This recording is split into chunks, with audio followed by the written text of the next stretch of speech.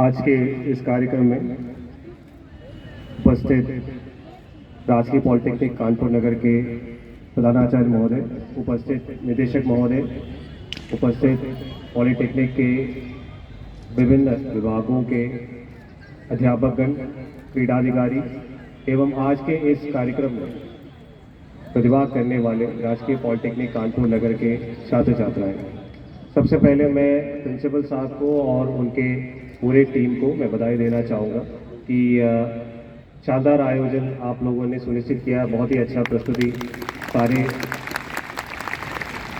बच्चों ने march past के रूप में, सांस्कृतिक कार्यक्रम के रूप में सामने पेश किया। और निश्चित रूप में मैं समझता हूँ कि किसी भी शिक्षण संस्थान में पठन पाठन के साथ साथ extra curricular activities, sports, games और क्रीड़ा प्रतियोगिताओं को भी ध्यान देना चाहिए। उसका भी एक महत्व है। एक ओवरऑल पर्सनालिटी डेवलपमेंट सुनिश्चित कराने के लिए अध्ययन के साथ साथ एक्स्ट्रा कैरिकुलर एक्टिविटीज़ का भी उतना ही महत्व है। तो ये एक बहुत ही अच्छा कार्य आप सुनिश्चित कर रहे हैं। मैं समझता हूँ कि विगत 1-2 सालों में कोविड की वजह से इस प्रकार के आयोजनों पर काफ़ी वो प्रतिबंधित रहे हैं या कई जगह कोविड प्रोटोकॉल्स के दृष्टिगत रखते हुए ये आयोजन नहीं हो पाए होंगे। और निश्चित तौर पर किसी भी शिक्षण संस्थान में जो क्लासरूम इनपुट, उनके साथ साथ जो एडिशनल एक्टिविटीज़ है, स्पोर्ट्स एक्टिविटीज़, कल्चरल एक्टिविटीज़, वो भी बहुत महत्व रखता है। और निश्चित तौर पर इस पर ध्यान देते हुए, बच्चों का ओवरऑल डेवलपमेंट पे ध्यान देते हुए इस कार्यक्रम का आयोजन करने के लिए प्रिंसिपल साहब और उनकी पूरी टीम बधाई के पात्र हैं। अभी प्रिंसिपल साहब से बात हो रही थी जो यहाँ पे जो अध्ययनरत विद्यार्थी हैं उनके प्लेसमेंट के बारे में। हायर एजुकेशन में जाते हैं या प्लेस हो जाते हैं, तो जैसे अभी प्रिंसिपल साहब ने अभी मेरे पूर्व वक्ता के रूप में बात करते हुए उन्होंने बताया कि लगभग 120 के आसपास बच्चे हायर एजुकेशन में जाते हैं और बाकी बच्चे प्लेस हो जाते हैं। आज के ज़माने में, जैसे मैं आपको बस शेयर करना चाहूँगा, आज से लगभग 12-13 साल पहले मैं भी इंजीनियरिंग कॉलेज से पास आउट हुआ हूँ। उस ज़माने में या उस समय जो सिनारियो उस समय रही, उस समय आईटी बेस्ड या इलेक्ट्रॉनिक बेस्ड या जो आपके एक आईटी या सॉफ्टवेयर इंजीनियरिंग के एक वातावरण के अंदर रहते हुए सर्विसेज देने वाले जो हमारे स्किल्ड मैन पावर है, उनके लिए काफ़ी डिमांड है। वो डिमांड आज भी है, लेकिन उतना ही या उससे अधिक डिमांड आज के डेट में स्किल्ड मैन पावर के लिए। स्किल्ड मैन पावर का तात्पर्य है जो आज के डेट में हम लोगों ने एक पर्टिकुलर टाइम में, एक ज़माने में, जैसे 1990s के एंड से लेकर के लगभग 2010-12 तक बहुत ज़्यादा फोकस रहा है आईटी और आईटीईएस, आईटी और आईटी एनेबल्ड सर्विसेज बोलते हैं, उसके संबंधित ट्रेड्स में बच्चों को पढ़ाने, उसके संबंधित ट्रेड्स में बच्चों को ट्रेन कराने के लिए बहुत ही ज़्यादा जोर रहा है। मैं एक इलेक्ट्रॉनिक्स इंजीनियर हूँ ट्रेनिंग में, और मैं सिर्फ और सिर्फ इसलिए इलेक्ट्रॉनिक्स इंजीनियरिंग का ब्रांच मैंने सिलेक्शन किया है क्योंकि मैं जब कक्षा 11 और 12 में मैं पढ़ाई कर रहा था, मेरे क्लास में 65 बच्चे थे, तो 65 में 50 बच्चे इंजीनियरिंग के लिए ऑप्ट किए थे, उसमें से 40 लोग इलेक्ट्रॉनिक्स इंजीनियरिंग ऑप्ट किए। सिर्फ इसी कारण की वजह से मैं इलेक्ट्रॉनिक्स इंजीनियरिंग ऑप्ट किया हूँ। जब हम इलेक्ट्रॉनिक्स इंजीनियरिंग भर रहे थे, मतलब जैसे ऑप्शन इलेक्ट्रॉनिक्स लेंगे, कंप्यूटर लेंगे, तो लोगों ने कहा है कि आप अगर इलेक्ट्रॉनिक्स इंजीनियरिंग लेंगे तो आप किसी भी फील्ड में आप जा सकते हैं, इलेक्ट्रॉनिक्स में भी जा सकते हैं, कंप्यूटर में भी जा सकते हैं या किसी अन्य फील्ड में भी जा सकते हैं। लेकिन उस समय ये चीज़ पूछने का कभी मतलब कॉमन सेंस नहीं रहा। मतलब हालांकि क्लास 10, 11, 12 में हम लोग यही करते हैं, हम लोग वही डिसीजन लेते हैं जो हमारे आस पड़ोस के जितने भी लोग हैं, जितने भी बच्चे हैं, वो सब जो करते हैं उसको देख के, उससे प्रभावित होकर के हम लोग कई बार डिसीजन लेते हैं।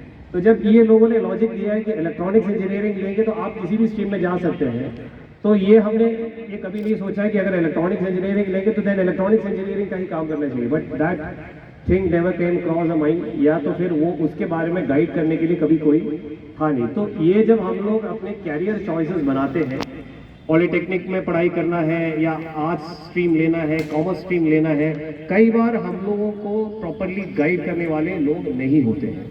जबकि जो हमारे ग्रेजुएशन का स्ट्रीम होता है वो हमारे जो आगे के कैरियर के लिए एक माइलस्टोन है, आधारशिला है, जिसके आधार पर हम आगे के हमारे पूरे कैरियर 30-35 साल आप लोग जो काम करेंगे, जो आप ग्रेजुएशन या अंडर ग्रेजुएशन में जो आप ट्रेनिंग लेंगे, उसी के बेसिस पे ही आगे का कैरियर आप बनाएंगे। आज के डेट में जैसे मैंने कहा है कि स्किल मैन पावर का बहुत बहुत बड़ा रिक्वायरमेंट है। आज के डेट में आप किसी भी महानगर में जाइए, आज के डेट में आपको पता है मोबाइल टेलीफोन और मोबाइल ऐप बेस्ड काफ़ी चीज़ें, हर चीज़ का ऐप है। खाना चाहिए उसके लिए भी ऐप है, टिकट बुक करना है उसके लिए भी ऐप है, न्यूज़ पढ़ना है उसके लिए भी ऐप है। तो हमने बाकी चीज़ों को बंद करके सारी चीज़ें मोबाइल बेस्ड करना शुरू कर दिया। तो उसी तरह जैसे सर्विसेज प्रोवाइड करने वाले भी काफ़ी ऐप्स हैं, आप लोगों ने भी सुना होगा अर्बन कंपनी, ये वो करके इस तरह के ऐप्स हैं। इसमें किसी भी महानगर में जाइए तो किसी टेक्निकल स्किल्ड पर्सन, घर में कोई चीज़ खराब हो गया, कोई एसी खराब हो गया या कोई आपका टीवी नहीं काम कर रहा, तो 1500 से 2000 से कम में आपको इलेक्ट्रिशियन या स्किल्ड ट्रेन मैन पावर मिलता नहीं है।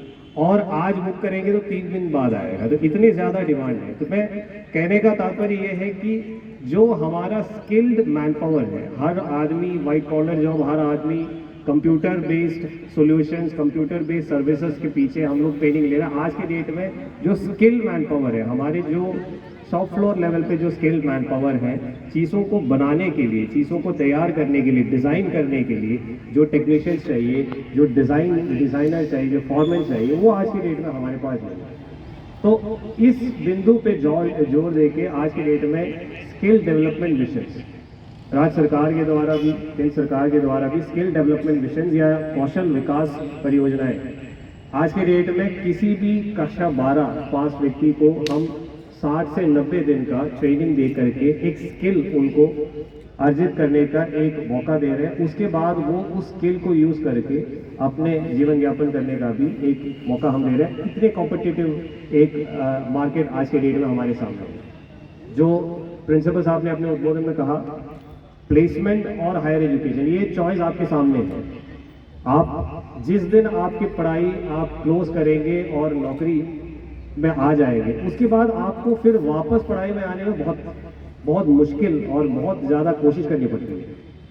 हमने भी सोचा था कि चलो पहले सिविल सर्विसेज और ये सब की तैयारी कर लेते, उसके बाद आगे पढ़ाई कंटिन्यू करेंगे, वो लेकिन हो नहीं पाता है। आप किसी भी व्यक्ति से पूछिए, कोई बताएंगे हम 2 साल काम करेंगे फिर उसके बाद MBA करेंगे, लेकिन पढ़ाई आपको जितना कर सकते हैं आप करिए। आपका स्किल्स किसी भी सेक्टर में, चाहे आप इंजीनियरिंग में जाइए, आप पॉलिटेक्निक में ही उस क्षेत्र में और स्किलिंग आप इंश्योर कराइए। लेकिन आपके पढ़ाई का जो एक जो ड्राइव है, पढ़ाई के लिए जो इंटरेस्ट है, वो कभी बंद नहीं करिए। बिकॉज एक बार आप पढ़ना बंद कर देंगे, आप लर्निंग बंद करेंगे। पढ़ने का मतलब यही नहीं है कि क्लासरूम में बैठ करके लेक्चर अटेंड करना, एग्जाम देना। पढ़ाई का ये भी तात्पर्य है कि आप प्रतिदिन जितने भी लोगों से मिलेंगे, जो चीज़ें देखेंगे, उससे भी आप सीख सकते हैं।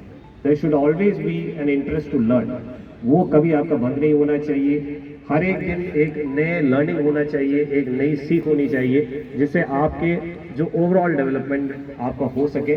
तो आज के इस कार्यक्रम, इस बिंदु पर भी बहुत इम्पोर्टेंट है, क्योंकि किसी भी व्यक्ति पे स्पोर्ट्स और जो एक्स्ट्रा करिकुलर एक्टिविटीज़ है बहुत इंपॉर्टेंट है। हमें सिर्फ क्लासरूम में जो पढ़ाई कराते हैं उसी पे फोकस करने वाले बच्चे नहीं चाहिए। हमें ऐसे नौजवान और ऐसे युवा चाहिए जो ओवरऑल डेवलपमेंट फोकस कर रहा हो। आज के इस कार्यक्रम उस दृष्टिकोण से बहुत ही महत्वपूर्ण है। मैं उम्मीद करूँगा कि सारे प्रतिभागी पूरे इंटरेस्ट के साथ इस 3 दिवसीय प्रतियोगिता में पार्टिसिपेट करेंगे। हारे जीते वो अलग बात है, लेकिन participation is the most important thing. सारे पार्टिसिपेंट्स को मैं अग्रिम रूप में बधाई देते हुए मैं अपने शब्दों को विराम देता हूँ। जय हिंद, जय भारत।